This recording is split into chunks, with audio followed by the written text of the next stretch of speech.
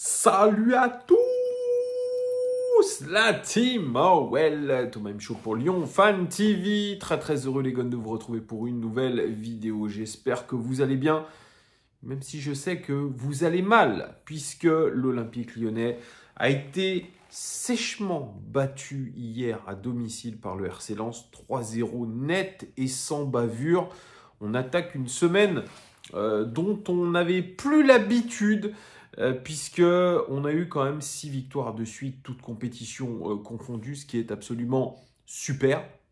Sauf que toutes les bonnes séries ont une fin. Pierre Sage l'avait dit avant le match, il a dit c'est sûr, notre série, elle va s'arrêter à un moment donné et il faudra se rappeler de tout ce qui a été bien fait lors de cette série. Malheureusement, le coup d'arrêt est brutal, vraiment. On tombe un petit peu de notre piédestal parce que je pense qu'on avait acquis une certaine confiance. On s'était dit que rien ne pouvait nous arriver, même en tant que supporter, inconsciemment, on avait ça en tête de se dire, franchement, rien ne peut nous arriver. On a la baraka, on est aujourd'hui capable de battre n'importe qui, on est capable de passer en Coupe de France, on est capable même d'aller gagner cette Coupe de France. Je l'ai dit dans la plupart de mes vidéos, les amis, c'est vrai, j'avais une confiance et une positivité, un positivisme, choisissez le mot que vous voulez, qui ne m'était pas arrivé depuis très longtemps. Avant toute chose, les amis, n'hésitez pas à liker cette vidéo, très important. Vous mettez des pouces.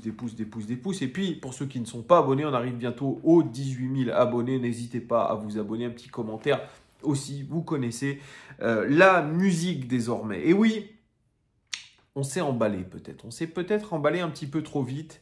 Et c'est la réalité de toute façon de cette saison à l'Olympique Lyonnais, à savoir une saison qui sera faite de rebondissements, qui sera faite de belles performances, qui sera faite aussi de course au maintien. Parce qu'il faut quand même resituer les choses, il faut se le dire, l'OL n'est pas encore sauvé. Et le match d'hier face à Lens nous remet encore un peu plus dans la réalité parce que c'est réveil. Ça y est, on vient d'atterrir là, on a les pieds sur terre et on se rend compte que même à domicile porté par un public qui est un public sympathique, qui est un public qui encourage son équipe depuis fort longtemps, même quand ça allait mal, le public lyonnais a toujours été là, il y a toujours eu des supporters au stade. Et hier, franchement, on est tombé face à une grosse équipe du RC Lens. Une équipe du RC Lens qui était pourtant, elle, au fond du trou, éliminée d'Europa League. Une équipe qui a joué aussi la Champions League en début de saison, qui a un bon manager, qui a un projet de jeu très clair.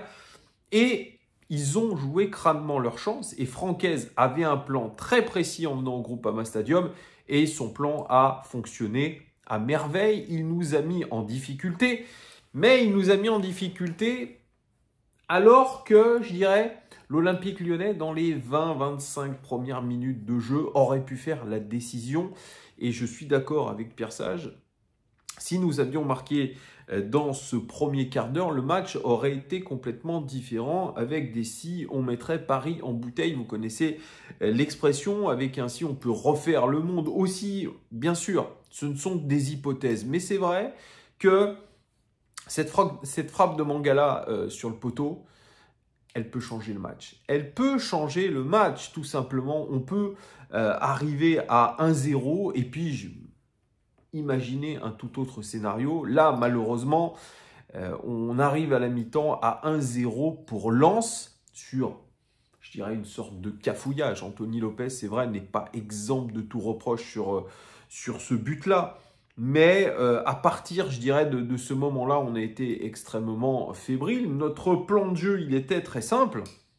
C'est être compact, très compact.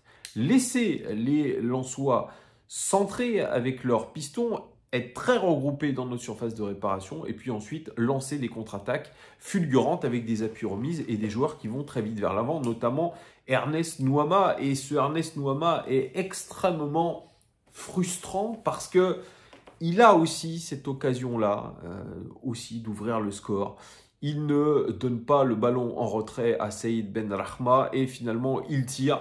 sur Brice Samba, qui a été l'auteur d'un formidable match aussi, l'international français. Mais il y a beaucoup de regrets, il y a beaucoup, je trouve, de mauvaises décisions dans les bonnes zones.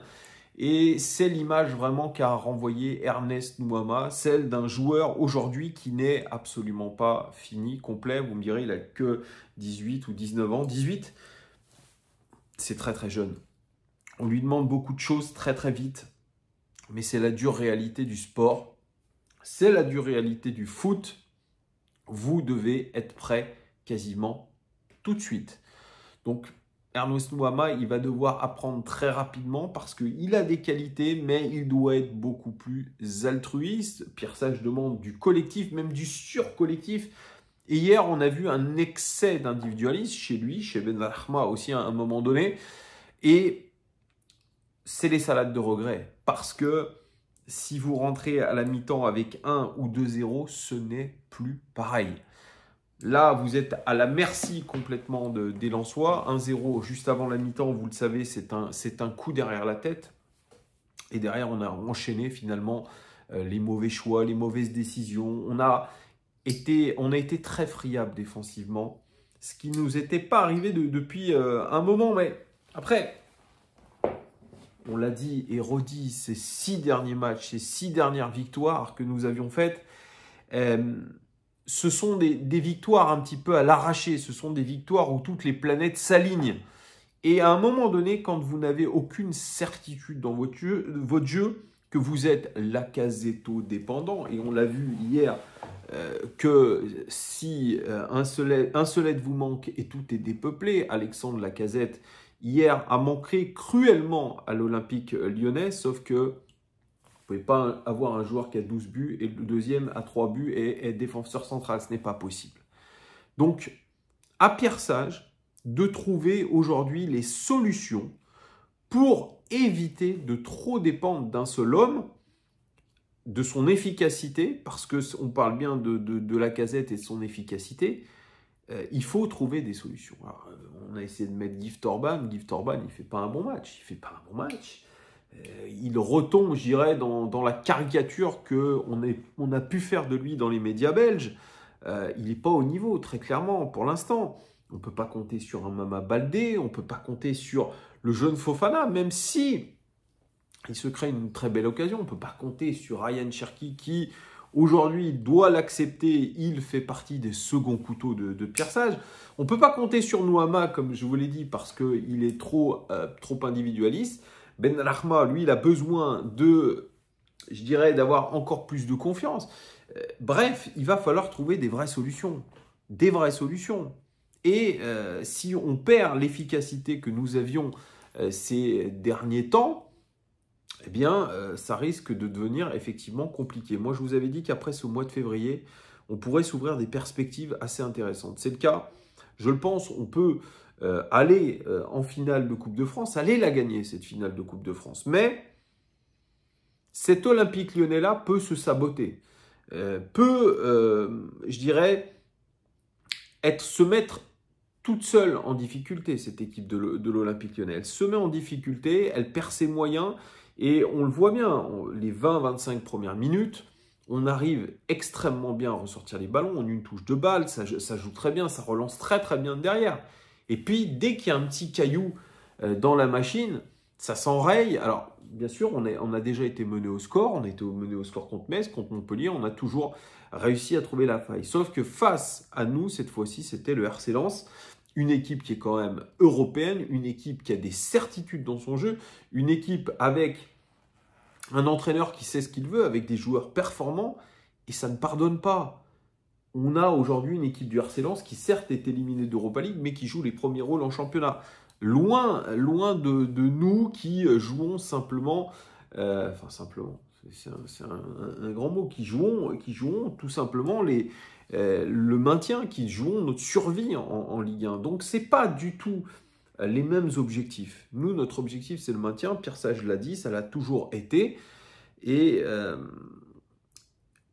j'espère en tout cas que cette défaite, elle ne va pas nous plomber, qu'elle ne va pas nous mettre en difficulté, qu'elle ne va pas nous mettre dans le trou mentalement.